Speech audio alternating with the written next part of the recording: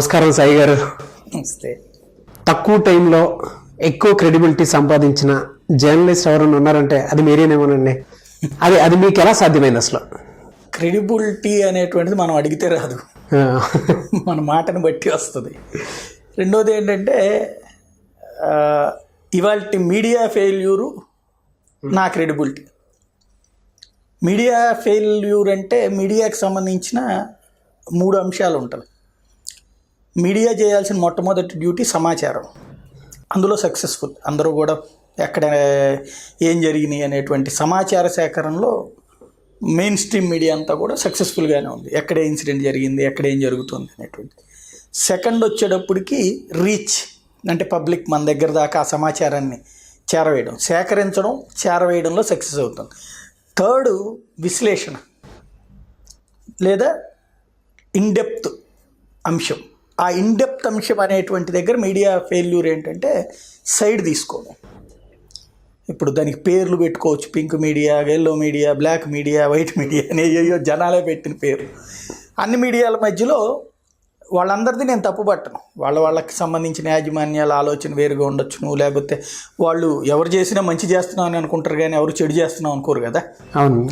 ఆ రూట్లో ఉన్నది. అట్లాంటప్పుడు ఇదివరకు ఏంటంటే ఒక 2 టీవీలు చూస్తే క్లారిటీ వచ్చేది. ఇప్పుడు 60 టీవీలు చూసినా వాస్తవం ఏంటో తెలియట్లేదు. అది సాయి గారి యూట్యూబ్ ఛానల్ చూస్తుంటే అర్థం. ఈడిది అంటే పోద్ది. ఇక్కడ ఎట్లా ఉంటుంది అంటే మాస్ ఫీలింగే ఉంటుంది. ఈ సాయిగాడు ఏం మాట్లాడుతున్నాడో చూస్తే పోద్ది కదా అనేటువంటి ఒక చిన్న ఆలోచన ప్రారంభమైంది. నా ఆలోచన కూడా ఏంటంటే ఫ్యాక్ట్ మాట్లాడదాం, అది కొంతమందికి నచ్చచ్చు. ఇప్పుడు న్యూట్రల్ అనే కాన్సెప్ట్కి ఒక విచిత్రమైన అర్థం తీస్తున్నాను. న్యూట్రల్ అంటే ఏంటంటే అందరినీ తిట్టడం, లేదంటే న్యూట్రల్ అంటే అందరినీ పోగొట్టడం. న్యూట్రల్ అంటే అది కాదు నా దృష్టిలో. నిజాయితీగా ఏం జరుగుతుందో అది మాట్లాడడం. ఇప్పుడు గబక్కన ఒకడు కాలు జారి కింద పడ్డాడు అనుకోండి, కాలు జారాడు అని రాయడం వేరు, అవును, పొరపాటున కాలు జారి కింద పడ్డాడని రాయడం వేరు. నేను పొరపాటున కాలు జారి కింద పడ్డాడని చెప్తా, వాళ్ళు కాలు జారాడని రాస్తున్నారు. అంతగా ఏం లేదనమాట. అది ఏంటి సార్ ఎడ్యుకేషనల్ క్వాలిఫికేషన్ ఏంటి సార్ అసలు? చదువుతో వచ్చిన ఉద్యోగమా అంటే చెప్పలేమండి. నేను ఉద్యోగంలో జాయిన్ అయినప్పుడైతే బీకామ్ గ్రాడ్యుయేట్. ఓకే. జాబ్లో జాయిన్ అయ్యి అంటే ఒక చదివేటప్పుడు కమ్యూనిస్టులం కదా మనం. అంటే యంగ్స్టర్గా ఉన్నప్పుడు ప్రతి ఒక్కళ్ళల్లో ఒక విప్లవ భావాలు ఉంటుంటాయి, ఏదో చేసేయాలి సొసైటీ. సో కమ్యూనిజం ఉంది బాడీలో. కమ్యూనిజం లేదు, కమ్యూనలిజం లేదు, ఏదో చెయ్యాలన్న తపన ఉంటుంది కాలేజీ డేస్లో సహజంగా ప్రతి కుర్రోడికి ఉంటుంది నాకు తెలిసి. అంటే గవర్నమెంట్ కాలేజీలో చదివే వాళ్ళకి, కార్పొరేట్ కాలేజీలో చదివే వాళ్ళకైతే ఎట్లా సంపాదించాలి ఉంటుంది. అట్లా చదివేటప్పుడు సొసైటీకి ఏదైనా చెయ్యాలి అంటే అప్పుడున్న ఆలోచన ఏంటంటే నాకు తెలిసిన ఏకైక ఆలోచన లాయర్ అయిపోవాలా అని. రాసే ఎగ్జామ్స్ ఇంటర్మీడియట్ బేస్డ్ మీద రాస్తే స్టేట్ 11th ర్యాంక్ వచ్చింది. ఓకే. కాకపోతే 5 years చదవాలన్నారు. డిగ్రీ తర్వాత ఇక లేదు, మనం ఫాదర్ హెల్త్ పొజిషను లేకపోతే ఫాదర్కి సంబంధించిన ఫైనాన్షియల్ సిచ్యుయేషను అట్లా లేదు, మన ఫీజులు 500, 1000 లోపు అయితే కట్టగలరు కానీ దాటితే కట్టే పరిస్థితి కాదు. అట్లాంటప్పుడు మనం భారం అవడం, అదేం ఫీజులు కొద్దిగా ఎక్కువ లాకొచ్చేటప్పటికి పుస్తకాలు అవి కూడా ఎక్కువ కొనాల్సి ఉంటాయి. అవన్నీ వద్దులే అనుకున్నాం. తర్వాత డిగ్రీ చదువుతున్నప్పుడు మళ్ళీ ఒక గోల్ ఉంటుంది కదా, డిగ్రీ ఫైనల్ ఇయర్ అయ్యేటప్పుడు మళ్ళీ రాశాను. అప్పుడు state 40th rank 41st rank అది వచ్చింది సంథింగ్ దగ్గర, అంటే యూనివర్సిటీ సీట్ అయితే కన్ఫామ్ అయ్యింది. కాకపోతే అప్పుడు చూస్తే మళ్ళీ 3 years చదవాలి. అప్పటికి పరిస్థితులు ఇట్లా లేదు, ఇంకా మనం లాతో చేయలేం. వాట్ నెక్స్ట్ అనిపిస్తే నాకు అనిపించింది ఏంటంటే జర్నలిజం అయితే బెటర్, మనల్ని తీసుకుంటారా లేదా అని.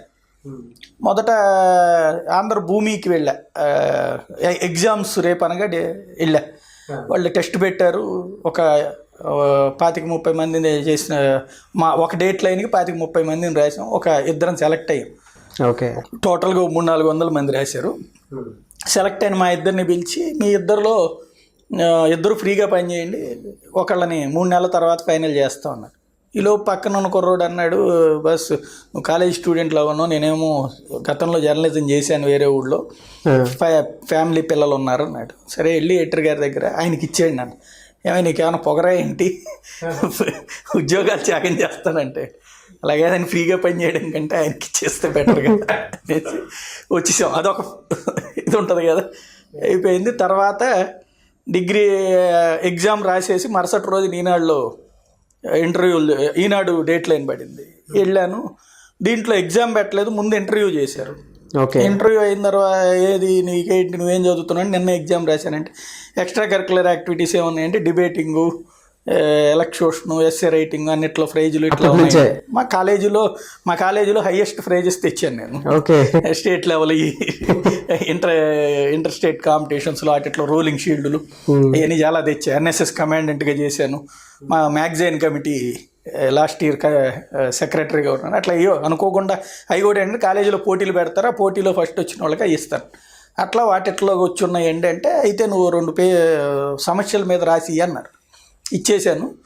తర్వాత ఊరెళ్ళి వచ్చాను 2 రోజుల తర్వాత. వచ్చిన తర్వాత నాకే కాగితం వచ్చింది, ఒకటే ఒక మొక్క, వచ్చి కలవండి అని. వాడికి వెళ్తే నిన్ను ఇంటర్వ్యూ చేసిన ఆయన మానేశారయ్యా అన్నారు.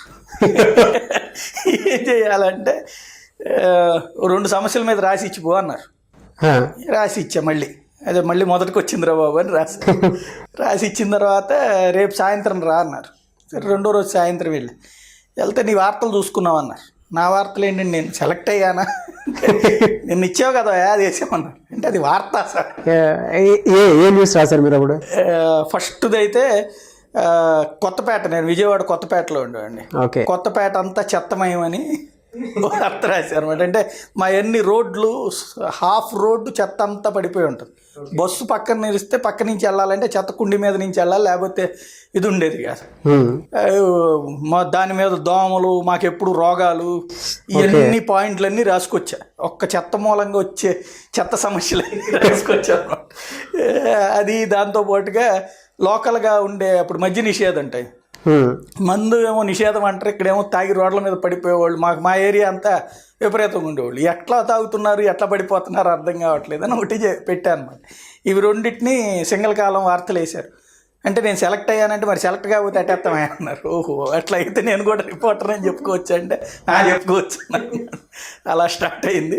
ఆ తర్వాత ఈనాడు నుంచి కంటిన్యూ అవుతున్న టైంలో నేను కొద్దిగా సిటీ కేబుల్లో చేసే టైంలో అప్పుడే నాగార్జున యూనివర్సిటీ వాళ్ళు ప్రైవేటు పీజీని విజయవాడలోనే డైరెక్ట్గా రాయొచ్చు, డైరెక్ట్గా హాల్ టికెట్ నుంచి అన్నీ అక్కడే అన్నారు. అప్పుడు మనం స్కూళ్ళకి కాలేజీలకి వెళ్ళే టైం లేవు కదా, అప్పటికి ఫీజులు కట్టాలంటే అప్పటికే లెక్కలు ఉన్నాయి కాబట్టి అప్పటికి పెళ్ళి అయిపోయింది. పెళ్ళి అయ్యేటప్పటికి ఎప్పుడు 96లో మ్యారేజ్ అయింది. మ్యారేజ్ అయిన తర్వాత ఈ బాధ్యతలు ఇవి ఉంటాయి కదా, జేబులో డబ్బులు మిగిలే పరిస్థితి లేదు కాబట్టి నెక్స్ట్ చదువులు అనేది కుదరదు అనుకున్నాం. కానీ అప్పుడు ఏదో 350 రూపాయల ఫీజు పీజీకి ఎగ్జామ్ ఫీజు అంటే ఆ రోజు నేను అనుకోకుండా బోనస్ వచ్చింది ఆఫీస్లో. అది ఫీజు కట్టేసి చేస్తే ఏం చేయగలం మనం, బీకామ్ అంటే ఎంకామ్ చేయాలంటే అంత ఫీజు మళ్ళీ క్లాసులకి పోవాలి, ఇవన్నీ చేయాలి, అది సాధ్యం కాదని ఎంఏ సోషియాలజీ కట్టా. జోక్ ఏంటంటే అందులో ఒక్క పుస్తకం కూడా కొనకుండా సోషియాలజీ ఎంఏ పాస్ అయిపోయింది. ఒక్క పుస్తకం కూడా నేను ఎన్ని సబ్జెక్టులు రాశాను నాకు తెలియదు, పాస్ అయిపోయామని వచ్చింది. మా ఫ్రెండ్ కూడా రాశాడు, తను వచ్చి బాగా పాపం వారం 10 రోజులు సెలవు పెట్టి మరీ కష్టపడ్డాడు. వాడేమో 2 సబ్జెక్టులో పాస్ అయ్యాడు. నాకు అప్పుడు అర్థమైంది, ఓహో అయితే మనం అతిగా చదవకూడదు, అదే అయ్యింది. తర్వాత సెకండ్ ఇయర్ అట్లాగే రాశా, అది పాస్ అయిపోయామని సర్టిఫికేట్ ఇచ్చింది. ఓహో నాది ఎంఏ పూర్తయింది లెక్క తీసుకుని.